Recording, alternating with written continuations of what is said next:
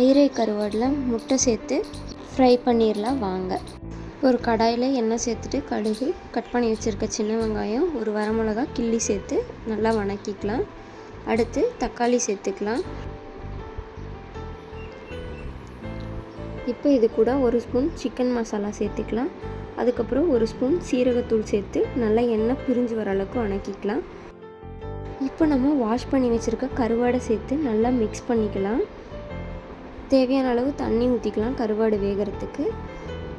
ஒரு 5 minutes close பண்ணி வச்சிடலாம். 5 மினிட்ஸில் கருவாடு வெந்துடும். இப்போது நம்மளோட டேஸ்ட்டுக்கு ஏற்ப எக்கு வேணும்னா சேர்த்துக்கலாம், வேண்டான்னா விட்டுடலாம். நான் 2 எக்கு சேர்த்துக்கிறேன். இப்போது நம்ம 2 எக்கை உடச்சி சேர்த்துக்கலாம். நல்லா எக்கு சேர்த்ததுக்கப்புறம் மிக்ஸ் பண்ணிக்கலாம். நல்லா மிக்ஸ் பண்ணிவிட்டு தண்ணியெல்லாம் சுண்டி ட்ரை ஆக வரைக்கும் வறுத்து எடுத்துக்கலாம். இப்போ இது கூட கொஞ்சமாக பெப்பர் சேர்த்து மிக்ஸ் பண்ணிக்கலாம். கருவாடுலேயே உப்பு இருக்கும், பார்த்துட்டு தேவைன்னா சேர்த்துக்கலாம். இப்போ நம்மளோட ஐரை கருவாடு முட்டை பொரியல் ரெடி.